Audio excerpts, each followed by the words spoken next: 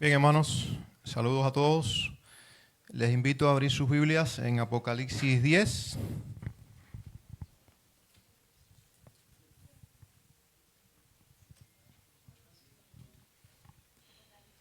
Apocalipsis 10. Hasta ahora hemos ido bastante rápido, casi que estamos en la mitad del libro.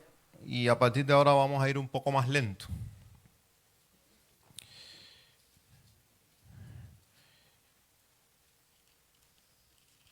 Como que este capítulo no es tan largo y vamos a centrarnos solamente en él, en esta hora voy a leerlo y ustedes me van a seguir.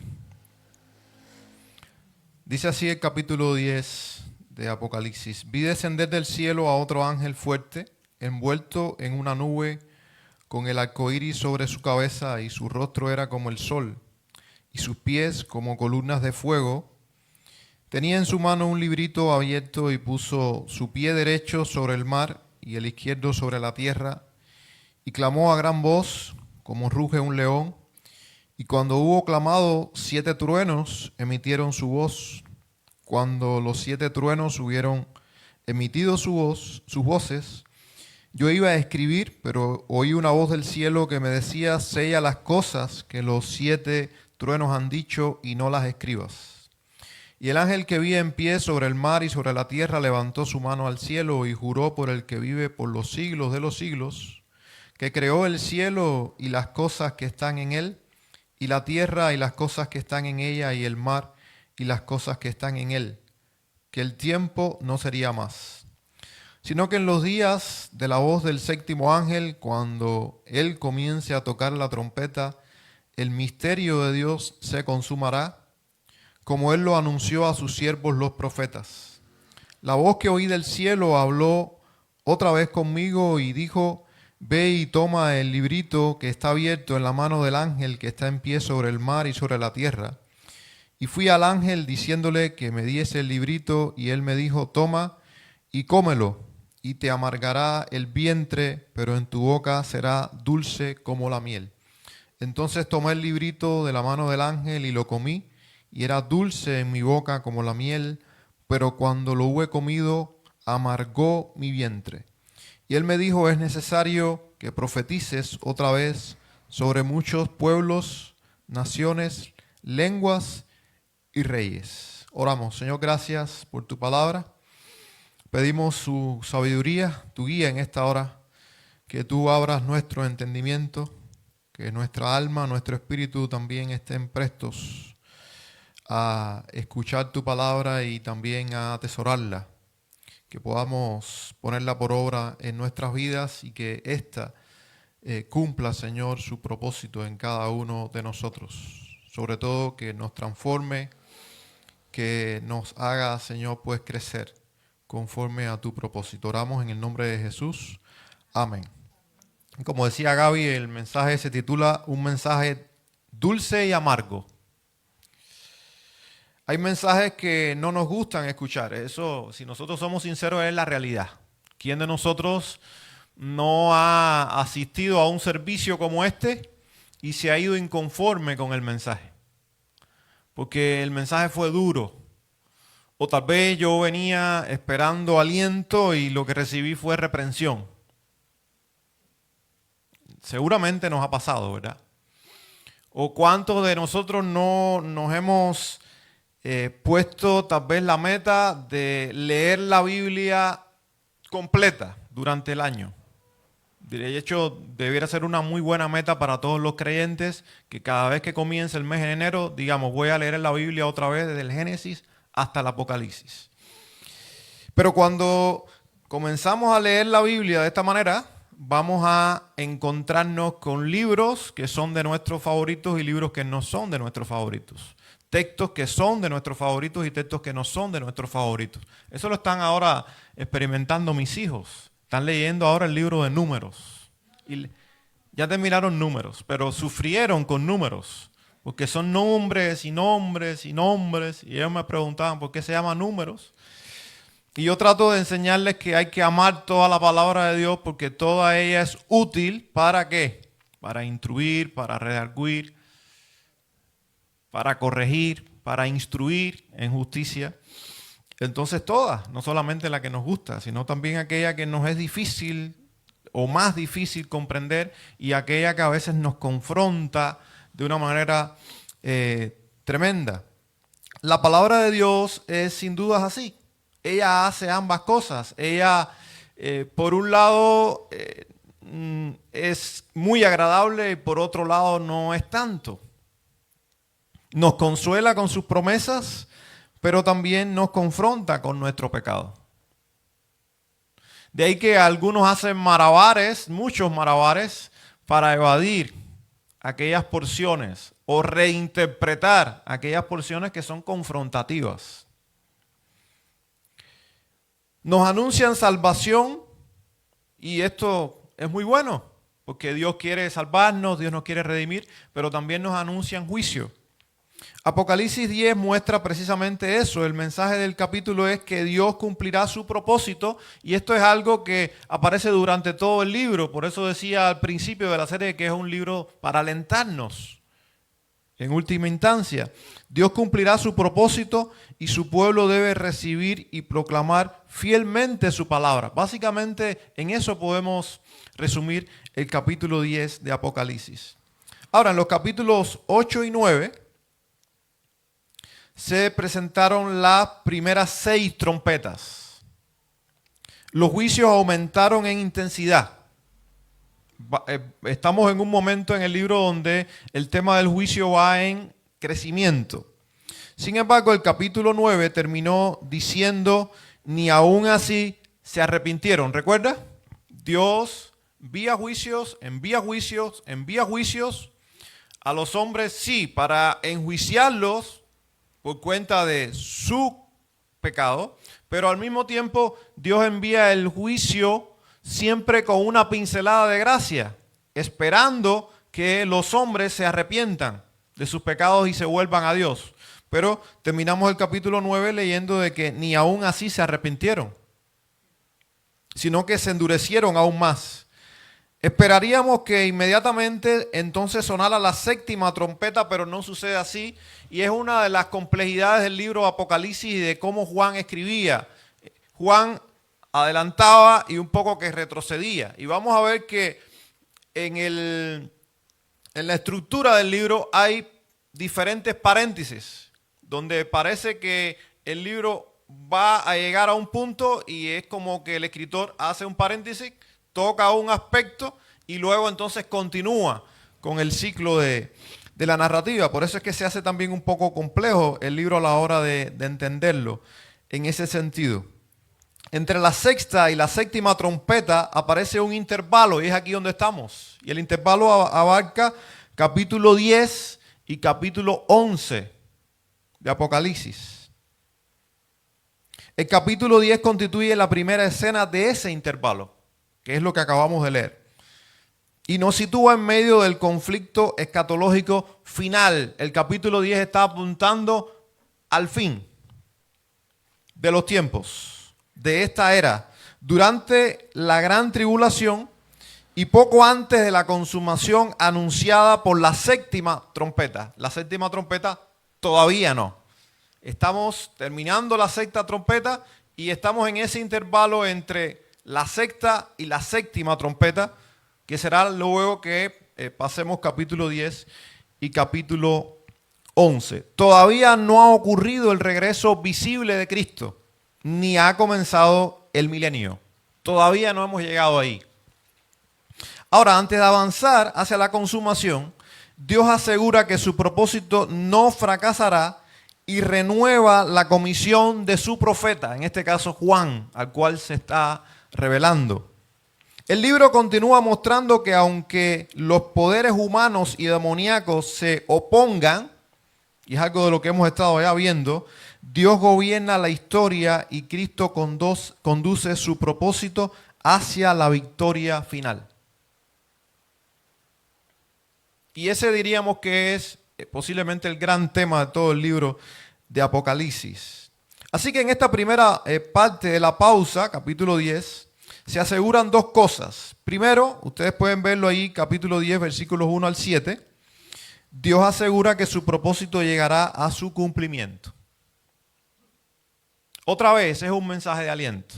Cuando el mundo parece que no tiene remedio, que va de mal en peor, incluso cuando llegue una época en este mundo muy difícil, muy terrible, donde podamos palpar el juicio de Dios literalmente sobre esta tierra, no es para nosotros desesperanzarnos, sino para entender que aún Dios asegura que su propósito llegará a su cumplimiento.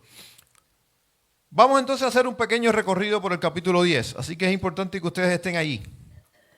Juan ve descender del cielo a un ángel fuerte cuya apariencia comunica majestad, poder y procedencia celestial. Es un ángel fuerte, lo destaca así.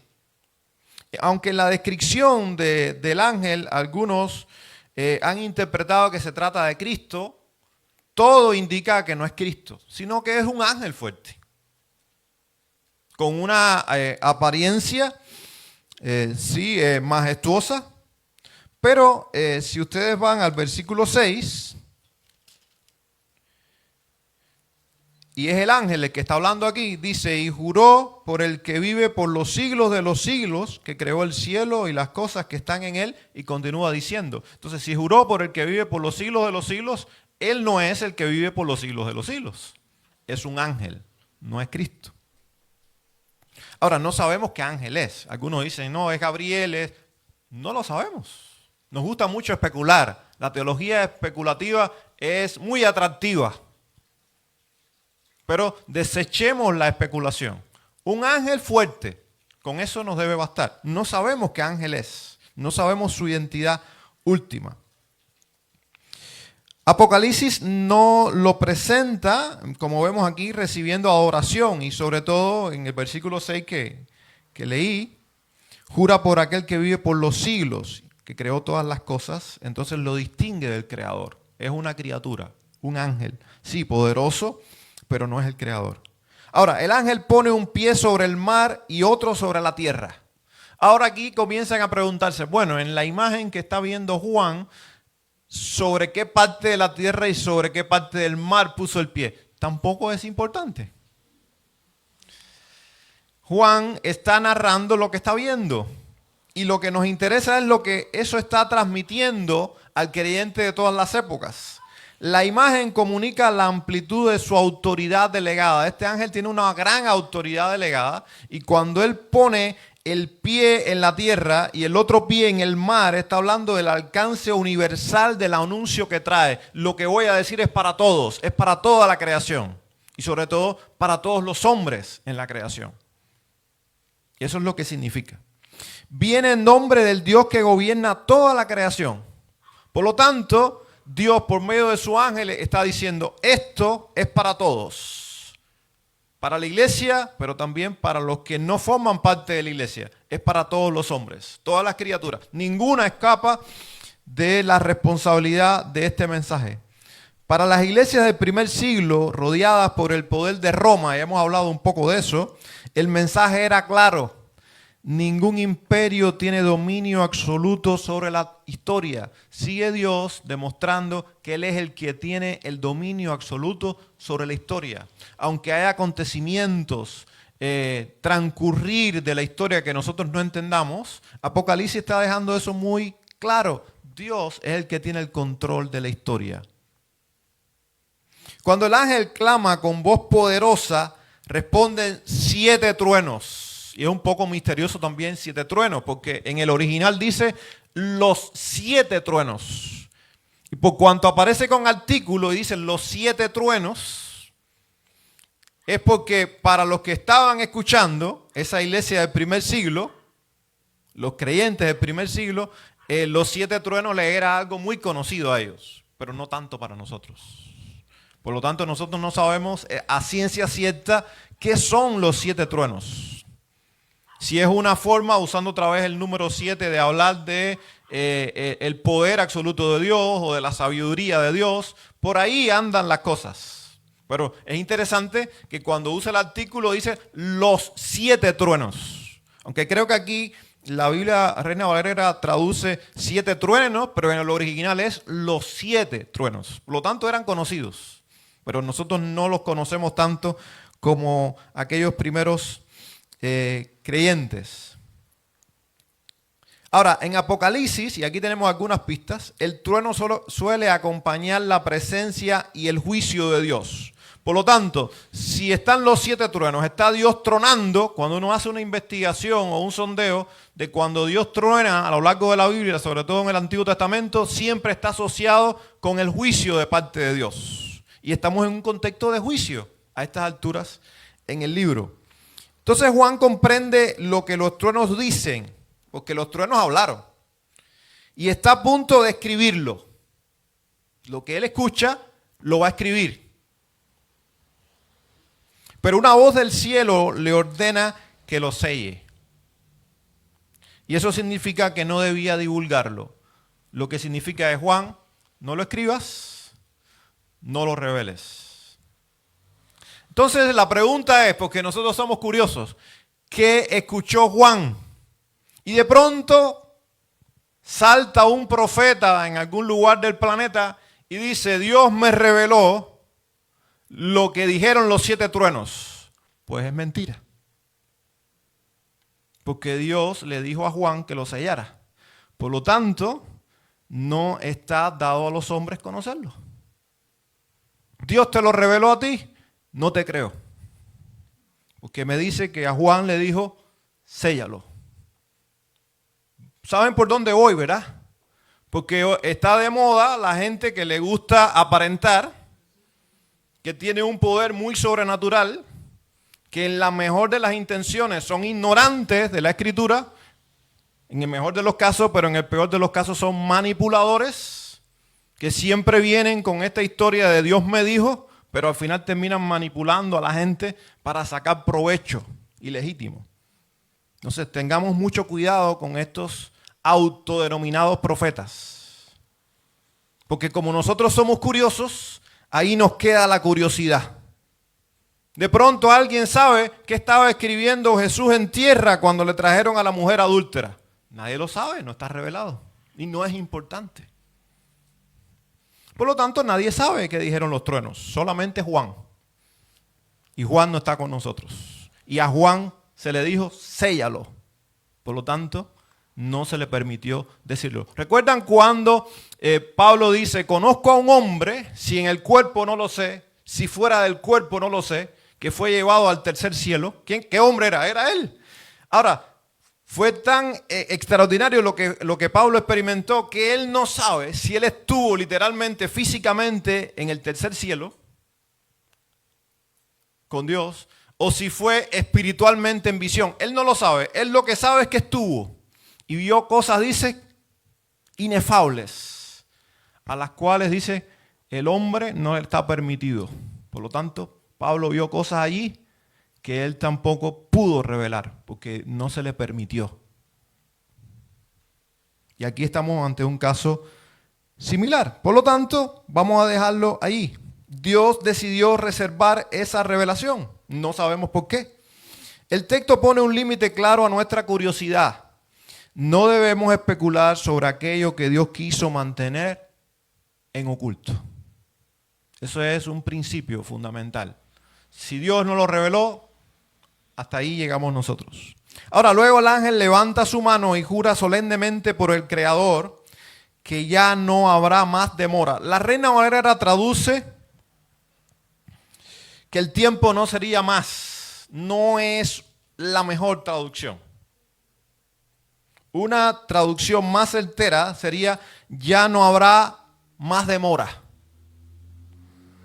La expresión no significa que el tiempo dejará de existir. De hecho, este es un tema bastante complejo meternos ahí. Dios es atemporal, el tiempo comienza a existir cuando Dios crea, entonces Dios estaba antes y más allá del tiempo. Entonces, no nos vamos a meter en ese tema tan filosófico y complejo para lo cual no hay respuesta todavía. El texto no está diciendo que ya no habrá más tiempo, sino que ya no habrá más demora. Significa que el periodo de espera está llegando a su fin. Ustedes tal vez recuerdan cuando aquella multitud dijeron al Señor de los mártires, ¿hasta cuándo? ¿Recuerdan? ¿Hasta cuándo, Señor? ¿Hasta cuándo el sufrimiento? ¿Hasta cuándo no vas a vengar nuestra sangre? ¿Hasta cuándo tenemos que esperar la consumación de los tiempos? Y el Señor le dijo, tienen que esperar un poco de tiempo. Bueno, cuando llegamos aquí y dice ya no habrá más demora, es porque estamos en un punto donde Dios está diciendo, ya no falta nada para la consumación. Ya sus oraciones, su anhelo está por responderse. Ahora el versículo 7, importante que ustedes vayan ahí, explica esta afirmación. Cuando el séptimo ángel esté por tocar la trompeta, el misterio de Dios se consumará. Todo quedará consumado. Y ese misterio es el propósito de Dios anunciado por sus profetas. En la Biblia un misterio no es lo que nosotros entendemos por misterio. No es algo que es desconocido, sino que es algo que en un momento fue desconocido, pero que ya ha sido revelado. Misterio. Por eso Pablo se refiere al Evangelio como el misterio del Evangelio. Que en un momento estuvo velado, no revelado, pero que ahora ya ha sido revelado. Aunque sigue quedando velado para el incrédulo. A veces a usted no le da deseo de tomar a su amigo, a su familiar, a su hijo, a su esposo y tomarlo por los hombros y decirle, pero si es tan claro, ¿cómo no lo puedes ver? Que eres un pecador, que la ira de Dios está sobre el pecador, pero que en Cristo te puedes reconciliar con Dios. No lo ves que es tan claro, pero ellos no lo ven. Entonces lo que para nosotros es tan claro, para ellos sigue siendo algo que no pueden ver, que les queda oculto. ¿Y de qué misterio está hablando? ¿Y de qué consumación está hablando? Su plan de salvación y juicio llegará a la meta. Su reino será manifestado plenamente. El mal será juzgado para siempre y su pueblo será vindicado. Por lo que clamaba aquella multitud, ¿verdad? Señor, ¿hasta cuándo? Por lo que clamamos nosotros. ¿Qué decían los apóstoles, los primeros cristianos? Maranata, ¿recuerdan? ¿Qué significaba? Viene pronto. Porque es el anhelo de la iglesia. Pablo decía, estoy en estrecho. Por un lado, quiero ya partir y estar con Cristo, que es muchísimo mejor que la vida sufriente que hoy tengo. Pero por otro lado, es necesario que permanezca por un tiempo por el bien de ustedes, de la iglesia, porque tenía una misión. Nosotros a veces estamos ahí, ¿verdad? Los padres, no quisiera irme, tengo mis hijos, quiero estar con ellos, pero por otro lado, ya no quiero más sufrimiento, ya no quiero seguir escuchando noticias negativas, ya no quiero más dolor. Dulce amargo, ¿verdad? Dulce amargo.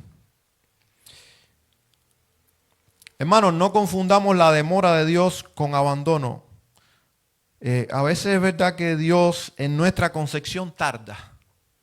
No solamente tarda a responder oraciones, peticiones que hacemos, que a veces son bastante egoístas, por cierto, sino que en este tema, en la consumación de los tiempos, queremos que el Señor venga ya, que termine el sufrimiento, que ponga en orden todas las cosas, que sus promesas queden cumplidas. Pero no confundamos la demora de Dios con abandono. Porque Dios no ha abandonado sus promesas, no ha abandonado a su pueblo, a su iglesia. La injusticia no continuará para siempre. Qué alentador es saber eso.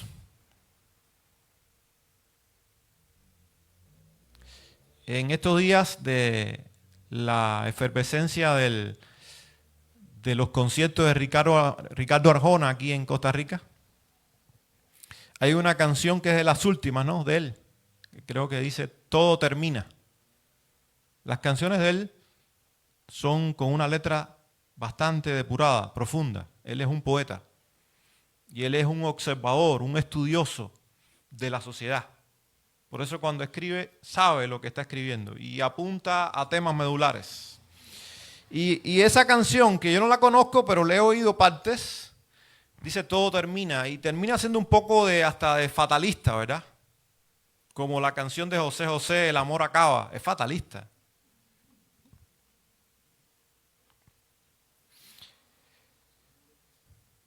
¿Saben que el cristiano de ninguna manera puede tener una cosmovisión del mundo fatalista? Porque la revelación de Dios no es fatalista. Porque las promesas de Dios no son fatalistas. Sí, este mundo con todo lo que hoy vemos, con toda su estructura, va a terminar. Pero la existencia nuestra no terminará. Dios no termina, Él trasciende los tiempos. Su evangelio no termina. Entonces tengamos cuidado de que nuestra cosmovisión sea moldeada por filosofías y no por la palabra de Dios. Porque el sufrimiento de su pueblo tiene un límite. Y Apocalipsis apunta ahí. Es un libro de esperanza. Sí, tal vez la iglesia tenga que pasar por momentos muy difíciles como lo que ha tenido que atravesar a lo largo de la historia. El creyente tenga que sufrir mucho. En el mundo tendréis aflicción, dijo el Señor. Pero ese no será el fin. No necesitamos conocer cada detalle del futuro. Somos curiosos, ¿verdad? ¿Y dónde están las grandes disputas con el tema escatológico y el propio libro de Apocalipsis? ¿Qué es primero? ¿Qué es después? Si el milenio es literal, si no, si la tribulación, si la iglesia seguirá antes de la tribulación o en medio o después y todo esto. Porque somos curiosos. Queremos tener todo ahí bien detallado, bien ordenado. Y en esa curiosidad perdemos de vista el mensaje central que Dios nos quiere transmitir. Las verdades que al final nos unen y no nos dividen. ¿O será que yo me voy a dividir con el hermano Gilbert o con Manuel porque ellos creen que la iglesia se va antes de la tribulación y yo creo que la iglesia va a tener que pasar por la tribulación? ¿Será que eso nos va a dividir? No, eso no es lo central. ¿Saben qué es lo central? Estoy poniendo aspectos hipotéticos, ¿saben? Yo no sé cuál es la postura de ellos, ni tampoco he revelado la mía al respecto. Debemos confiar en lo que Dios sí ha revelado. No especulemos donde Dios decidió guardar silencio. Ya hablaba de algún autodenominado profeta que de pronto está trayendo cosas que el Señor no ha revelado. La iglesia puede esperar porque Dios gobierna la historia. Y quien todavía no cree, quien todavía tal vez está aquí o me va a escuchar en algún momento y no cree, no se considera un hijo de Dios, un cristiano, no debe confundir la paciencia de Dios con aprobación. El hecho de que te vaya bien, de que te graduaste con honores, de que tengas un buen salario, de que pudiste comprar el auto que querías, de que has alcanzado muchas metas, no significa que estés reconciliado con Dios. No significa de que todo esté bien con tu Creador. Para estar bien con tu Creador necesitas arrepentirte de tus pecados y poner tu fe en Cristo, el único mediador entre Dios y los hombres y que puede salvar al hombre y reconciliarlo con Dios. Y esto significa también que para el que se mantiene en su incredulidad, todavía hay tiempo para arrepentirse. Pero fíjense que el tiempo se va cortando, por supuesto. En la medida que va avanzando, el tiempo se va cortando. Por eso le decía Pablo a Timoteo solemnemente, y precisamente la palabra se traduce en algunas de las versiones como: Timoteo, te encarezco delante de Dios y del Señor Jesucristo, que juzgará a los vivos y a los muertos, que prediques la palabra, que instes a tiempo y fuera de tiempo. ¿Saben lo que significa? En el momento oportuno y cuando no sea oportuno. Cuando tu amigo o tu familiar te quiere escuchar y cuando no te quiere escuchar. Timoteo, por amor a él y porque el tiempo se agota, predica la palabra a tiempo y fuera de tiempo. Le dice, redarguye, reprende con toda paciencia y doctrina, porque vendrá tiempo, parafraseo, cuando la gente cada vez va a cerrar más los oídos a la verdad de Dios. Cada vez más. eso va en crecimiento. Eso irá en crecimiento. Por lo tanto, el tiempo que va quedando hay que aprovecharlo. Tal es así que la segunda parte del capítulo, y vamos a los versículos 8 y 11, 8 al 11,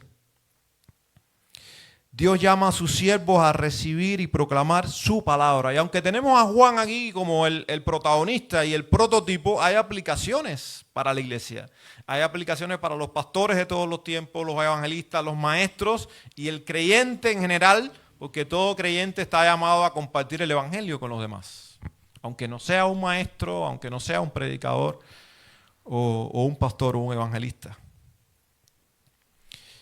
La voz del cielo dice que ordena a Juan a tomar el librito, ¿verdad? Hay un contraste ahí. Vimos el rollo primero con 7 sellos. Era un libro. Y ahora tenemos un librito y es un diminutivo de diminutivos. Que no se capta aquí del todo, pero cuando usted va al griego, al idioma original, es como si dijera un librito pequeñito. ¿Me explico? Es un diminutivo de diminutivo porque está contrastando. Era un rollito, un librito muy pequeño. Y la voz del cielo ordena a Juan tomar el librito que está abierto en la mano del ángel. ¿Y qué cosa más rara? Comerlo. ¿Quién se ha comido un libro aquí? Bueno, saben que una vez escuché algo un poco gracioso, pero interesante. Alguien me hace esta pregunta y me dice, ¿es verdad que si hago, en Cuba se le llama cocimiento, no sé cómo se le llama aquí, como usted hace como una especie de té con hojas de hierba, de alguna planta? Bueno, en Cuba eso se le llama cocimiento o infusión. Dice, ¿es verdad que si hago cocimiento con las hojas de la Biblia soy bendecido? Y también esa persona me preguntó, ¿es verdad que a la Biblia no le entran trazas? Sí, póngala donde hay trazas, a ver si no levanta las trazas. Como si fuera papel mágico o algo así. ¿Quién pone la Biblia debajo de la almohada para ser bendecido? ¿Cómo al hombre le atraen estas cosas, verdad? El asunto es que se le dice a Juan que tomara el librito de la mano del ángel y que lo comiera. El ángel le dijo, tómalo y cómelo. La imagen recuerda la comisión del profeta Ezequiel en el capítulo 2 de Ezequiel. No voy a ir por tiempo a ese capítulo 2 de Ezequiel, pero ustedes lo pueden leer y van a ver un paralelo. Es un texto muy parecido. Y estamos hablando de un profeta en el Antiguo Testamento. El librito representa la palabra profética que Dios entrega a Juan.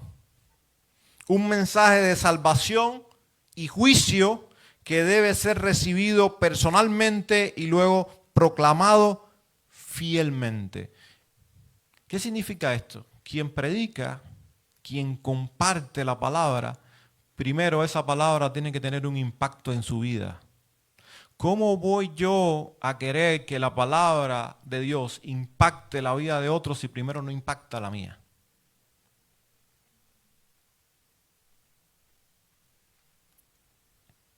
¿Me explico? Entonces a veces nosotros salimos un poco incómodos, enojados con el predicador de turno porque me garroteó, como dicen ustedes. Sí, pero es que usted no se ha puesto a pensar que durante una semana o más él ha estado siendo garroteado por ese mismo texto. ¿O será el que está predicando acá no está también luchando con esa palabra? No le garrotea también a él. Pero al final no le queda otra al predicador, porque el predicador está llamado a ser fiel a proclamar el mensaje que Dios le ha dado, sea dulce o sea amargo. Y por eso se le está diciendo a Juan, que era el profeta, toma el libro y cómelo completo. Comer el libro significa apropiarse de la palabra, asimilarla y dejar que ella llegue a formar parte de la vida del mensajero. No es una actuación. El predicador no llega aquí a actuar, a sorprender a la gente.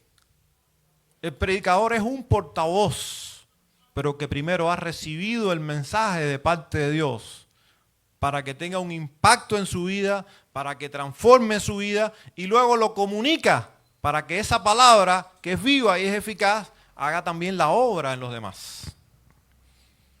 Juan no debe limitarse a repetir información, primero debe recibir personalmente el mensaje que anunciará. Ahora, el librito dice que es dulce en su boca, pero amargo en su vientre. No sé si usted ha comido algo parecido a eso alguna vez. Aunque hay algún tipo de chile engañoso, usted lo come. Y al principio es como algo es agradable, pero de pronto se va convirtiendo en algo desagradable, terrible, donde usted piensa que se asfixia.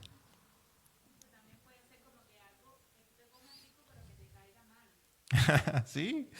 El asunto es que dice que era muy dulce en su boca, pero amargo en su vientre. Y está hablando de la palabra del Señor, de ese mensaje que al mismo tiempo lleva un mensaje de aliento, de esperanza, de salvación, pero que por otro lado, ¿de qué? De juicio, de condenación, de reprensión. Por eso es dulce y es amargo al mismo tiempo. Es dulce porque la palabra de Dios es buena, es verdadera y anuncia el cumplimiento de sus promesas, pero también es amarga porque contiene juicio, denuncia el pecado y provoca oposición en un mundo que rechaza a Dios. Y eso se sufre. Cuando usted va, por ejemplo, al contexto de Ezequiel 2 y va, por ejemplo, también al contexto del profeta Jeremías, para poner solamente algunos ejemplos de profetas del Antiguo Testamento, a Jeremías, ¿sabe lo que se le dijo al Señor cuando lo comisionó? Vas a ir a predicar a un pueblo que no te va a escuchar. Y vas a anunciar arrepentimiento y salvación a un pueblo que no se va a arrepentir ni se va a salvar.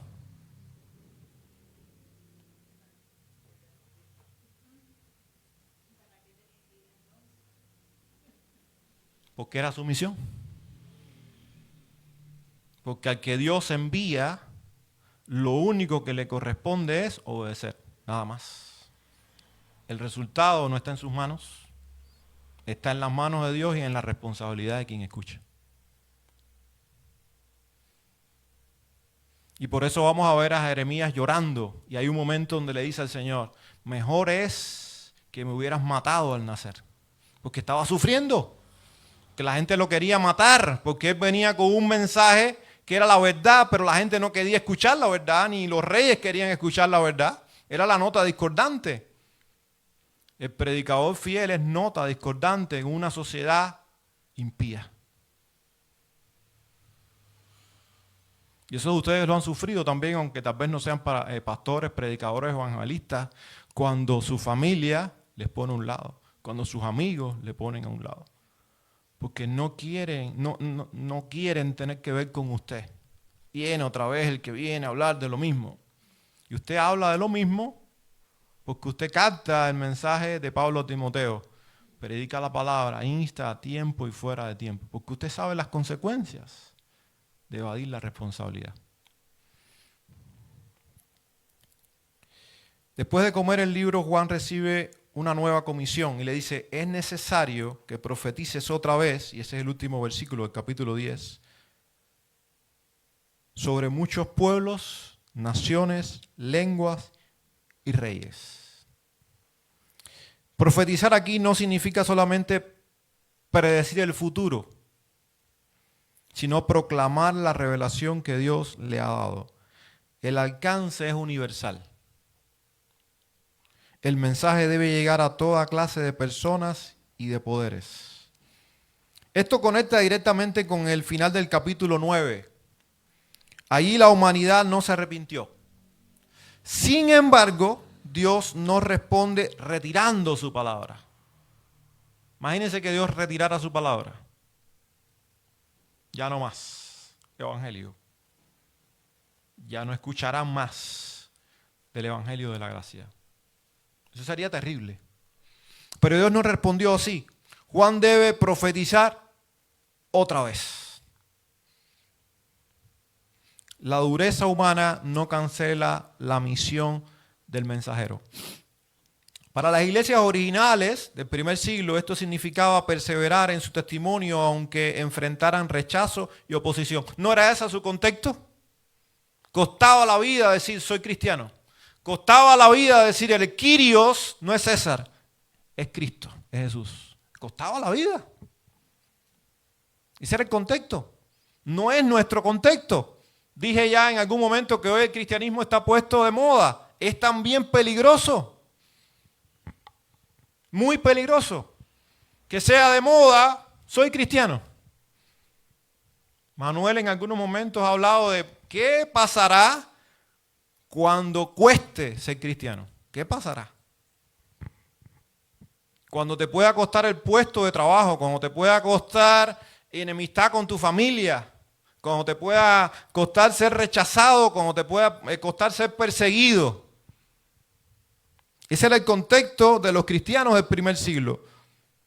Ahora, para la iglesia de todas las épocas significa que nuestra responsabilidad no depende de la respuesta que nosotros recibamos. Y a veces nosotros como creyentes, como familiares de personas que amamos, en nuestros ministerios y en nuestras estrategias de ministerio, queremos convertir a la gente. Queremos adueñarnos de lo que no nos corresponde a nosotros. Y terminamos entonces descuidando lo que sí nos corresponde. Ser fieles portadores del mensaje del Evangelio. Ni quitarle ni ponerle. Aunque sea dulce y sea amargo. Ser fiel al mandato de Dios. Antes de proclamar la palabra, debemos, hermanos, recibirla a nosotros. Y aquí voy ya terminando con las aplicaciones. Porque entonces sí nos convertimos en personas legalistas, donde le estamos exigiendo a la gente cambios que nosotros mismos no se han experimentado. Porque primero la palabra no está produciendo en nosotros la transformación. Y la palabra nos transforma cuando nosotros somos obedientes a ella y nos rendimos a ella. No es por llenar nuestra cabeza de la palabra. Es cuando nos rendimos a la palabra. La Biblia debe examinar primero nuestra propia vida. Qué difícil es para el predicador, para el maestro, que tiene que prepararse semana tras semana. Qué difícil es separar una cosa de otra. Qué difícil es separar de que yo tengo que ir a la Biblia para preparar un mensaje para otros, pero que al mismo tiempo eso no se convierta en una rutina donde yo termine siendo un estudioso frío de la Biblia y la Biblia deje de producir en mí primero transformación. No sé si me explico. Hay una línea muy fina entre yo sentarme en mi oficina y nada, preparar un mensaje porque tengo que traer un mensaje a ustedes, a primero ir, Señor, habla mi vida, transforma mi vida, para luego entonces comunicar esa palabra a otros, pero que en mí también está haciéndome ella. No podemos llamar a obediencia mientras nosotros resistimos a Dios. Debemos recibir toda la palabra, dulce, amarga, toda, hermanos, desde Génesis hasta el Apocalipsis. También las verdades que incomodan, también las que confrontan nuestros pecados. La iglesia no puede modificar el mensaje para hacerlo más aceptable, y eso está de moda también hoy. El evangelio light, ¿verdad? Adornar las cosas, para que la gente no se moleste, para muchas otras cosas. La iglesia debe anunciar gracia y juicio porque ese es el mensaje del evangelio. El que cree no es condenado, pero el que no cree ya ha sido condenado. Perdón y arrepentimiento, salvación y obediencia. El rechazo no cancela nuestra misión. La falta de resultados visibles no nos autoriza a nosotros a callar, porque al final nosotros no tenemos dominio sobre el resultado. Recuerdo un misionero que conocí en Cuba, norteamericano, que estuvo de misionero en África, 7 años predicando en una comunidad en África sin un convertido. 7 años. Usted se lo está imaginando, ¿verdad? 7 años de haber dejado su tierra, su familia, sus comodidades para ir a anunciar el evangelio a una comunidad de personas idólatras, rebeldes, lejos de Dios. Por amor llegar allí con el mensaje del evangelio, recursos detrás, patrocinio detrás, para sostener esa misión. 7 años sin un convertido. Pero qué bueno que no desistió y dijo, no es mío el resultado, es Dios quien transforma la vida de la gente. Al cabo de los 7 años se convirtió el primero y después vinieron más y más y más. Y ahí hoy hay iglesias. Pero porque alguien dijo, Señor, tú me llamaste, sé cuál es mi misión, y perseveró 7 años. Otros muchos no han perseverado ese tiempo. Nuestra responsabilidad es ser fieles. A quien todavía no cree debe hacer algo más que escuchar. Debe responder a la palabra. Porque mucha gente escucha y son simpatizantes y usted los ve ahí y a veces saben de la Biblia y conocen, pero están ahí. Como diría un amigo, como el guanajo en tendedera, como el chompipe en tendedera. Usted no sabe si están o no están. Ahí están. No sabe nada. ¿Eres cristiano? Pero has creído en Cristo. Cristo es muy bueno. Y ahí usted no sabe nada. No son los que escuchan, son los que escuchan la palabra y la reciben, y a Cristo como su Salvador. Apocalipsis 10 no termina con Juan entendiendo todos los misterios, ni el propio Juan los entiende todos. De hecho, hay cosas que escuchó y séllalas, Juan. Termina con Juan recibiendo una responsabilidad. Hay cosas que Dios decidió no revelar. Hay otras que sí reveló con claridad. Y son bastantes, ¿verdad? Las que ha revelado. Y esas deben ser creídas, obedecidas y anunciadas. Por eso la pregunta no es cuánto nosotros sabemos del futuro. A veces los escatológicos comienzan a competir ahí. ¿Cuánto saben de escatología? ¿Cuánto saben del futuro, de los acontecimientos del fin? La pregunta es, ¿qué estamos haciendo con la palabra que Dios ya nos dio? ¿Qué estamos haciendo con la palabra de Dios? El llamado final a la iglesia es a confiar en que Dios cumplirá su propósito. Dios es el dueño, Él está en el trono. Y nuestra vida también está dentro de sus propósitos. Recibe su palabra con humildad, vívela con obediencia, anúnciala con fidelidad. Si todavía no has respondido a Cristo, no postergues tu decisión. La demora tiene un límite. Dios llevará la historia a su fin. Hasta entonces, seamos fieles con la palabra que hemos recibido y la que debemos también compartir a aquellos que nos rodean. El Señor les bendiga, hermanos.